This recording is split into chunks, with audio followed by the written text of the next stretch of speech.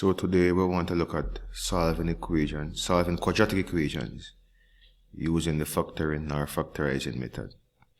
And I have some steps there. Step 1 is to factorize the quadratic.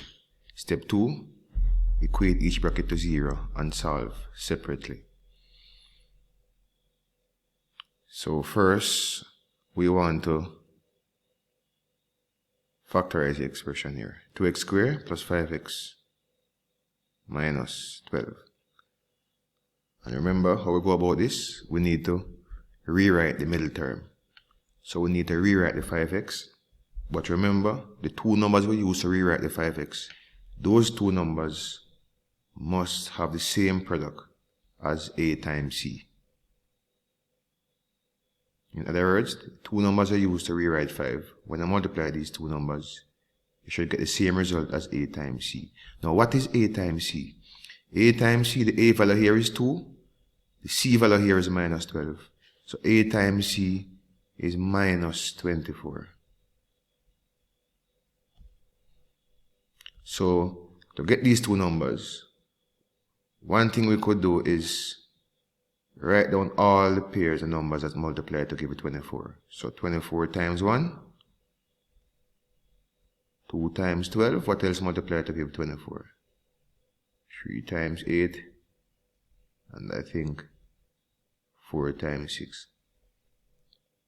So which of these set of numbers add or subtract to give 5?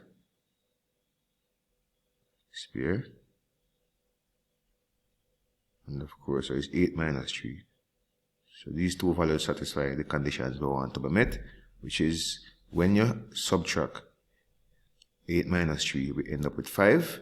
And when you multiply 8 times minus 3, you end up with AC, which is negative 24.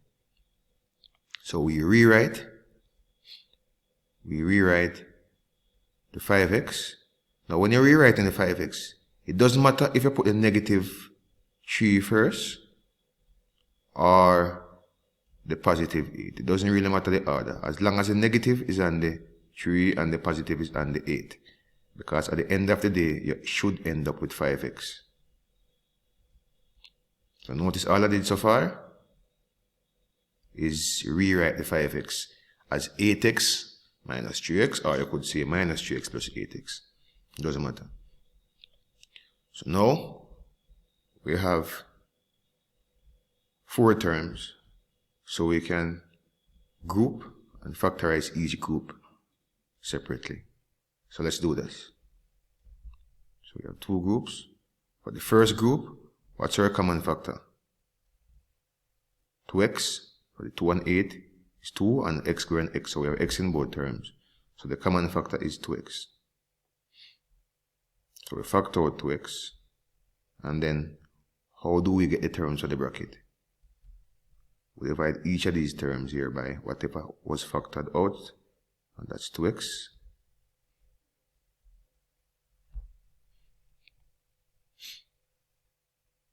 And now 2 into 2, that's 1, x into x squared, that's x, so we just left with x, 2x squared divided by 2x, that's x, and here, x into x, that's 1, 2 into 8, that's 4. So we have positive 4 in this bracket. In the other group, what's the common factor? Is the x common? No, it is not. 3 is common, but we factor out minus 3 since it begins with a negative term.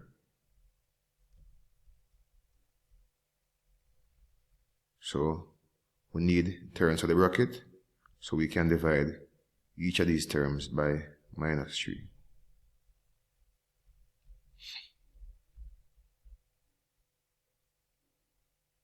Therefore, minus 3 upon minus 3, that's positive 1, so positive 1x.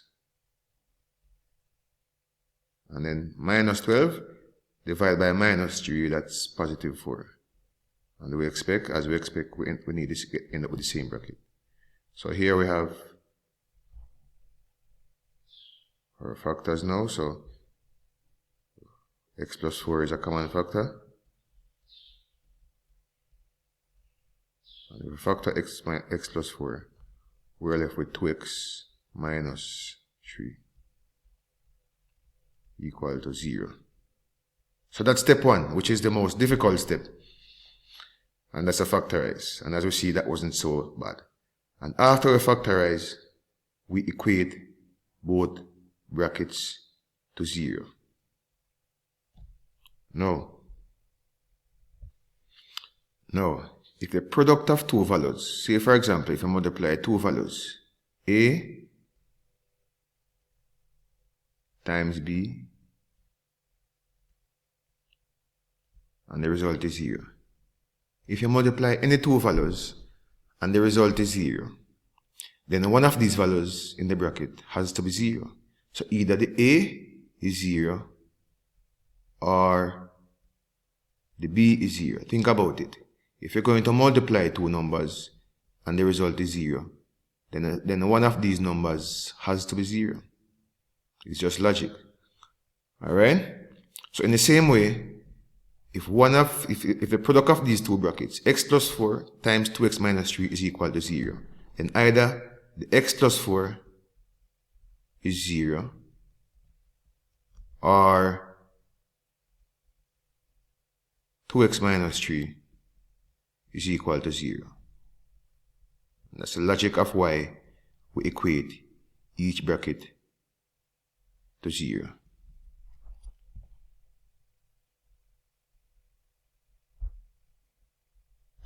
So now we have equated both brackets to 0. We solve each equation separately. So if x plus 4 is equal to 0, then what is x? What do you add to 4 to get the 0? Yes, the additive inverse, which is negative 4, yes? So we subtract 4 from both sides. So x plus 4 equals 0. So x equal minus 4. And here, we have 2x minus 3 equals 0, so we add 3 to both sides.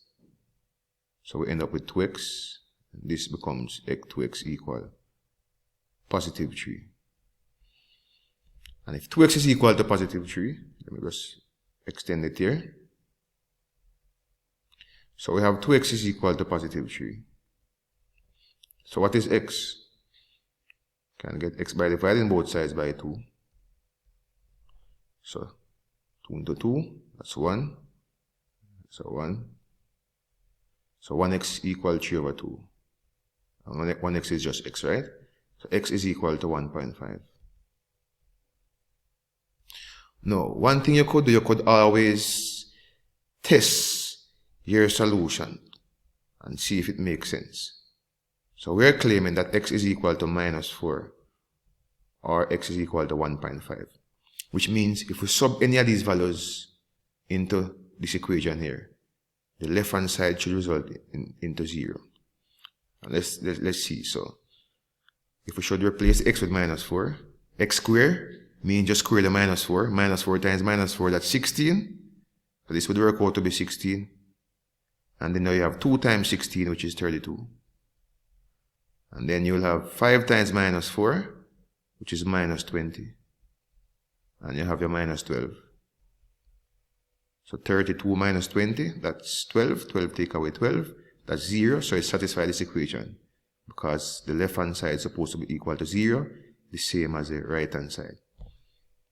So our solutions are x equal minus 4, x equal 1.5.